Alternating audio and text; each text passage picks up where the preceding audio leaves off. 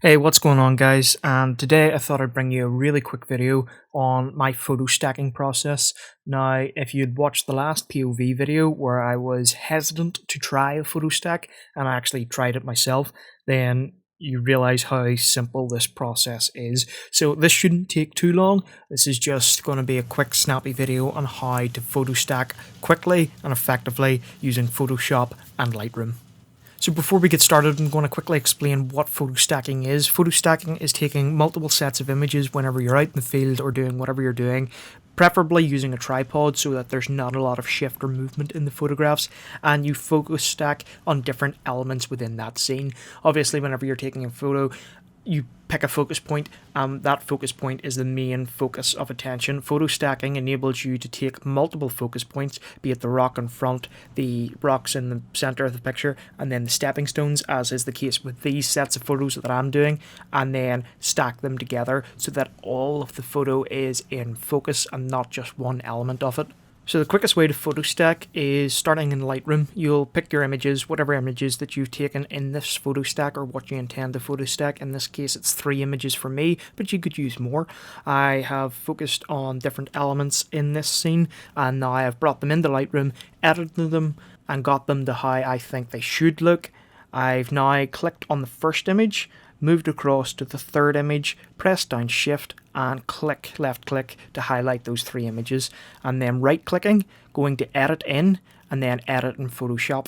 So these images are going to open up as different layers in Photoshop or different image sections in Photoshop. What I'm going to do first of all is I'm going to rename each of the layers so that I know whenever I bring them in on top of each other which layer is which and there's no confusion. There's different ways of doing this, but personally this is the way that works best for me. So going up to the top of Photoshop, you just click on the names and drag those images down. From here I can then use V to get my move tool and click on the image and drag it and drop it on top of my foreground, background, or just select one of the images and drag the other 2 images over onto it.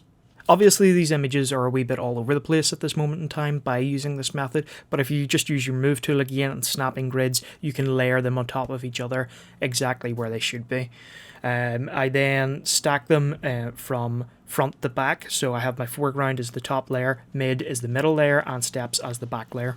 From here I select the layers in the right hand side, clicking on the first one, pressing shift and clicking on the last one. That highlights every single step there. I go to edit over in the options menu.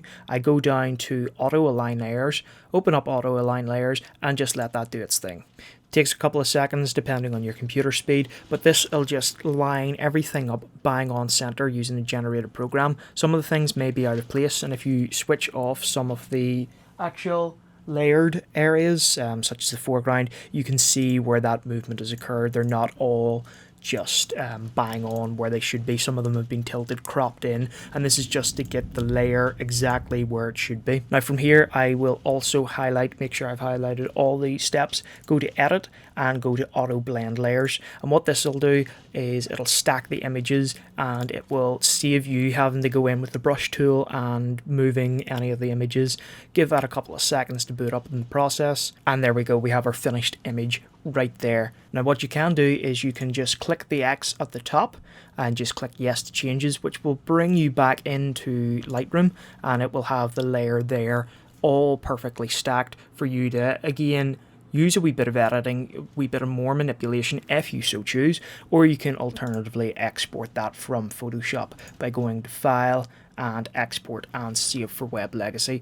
Totally up to yourselves guys what way you want to process that, but that is a fast, quick and effective way to photo stack your images. Hopefully this video has helped you, hopefully it's quick and easy to follow, and if you've enjoyed the video please do give it a thumbs up. As always, check out some of my other content that is available on this channel. Hopefully I'll be ramping up this content stream as the weeks go on. Again, as always, please feel free to check out my Instagram. That's where I post most of my content, at Mr. Quinn photography, and please use the hashtag whenever you're posting your images, MrQPHOTOS, so that you can join in on the community that I'm trying to build over there on Instagram. At some stage I will start going through that hashtag and looking at what you guys have been posting and then sharing my opinions on your images. So if that's something that you want to get behind, then please do give this video a like, hit the subscribe button, and start using that hashtag, and check me out on Instagram. Anyway guys, hopefully this has been quick, snappy and effective for you, and I'll catch you in the next one.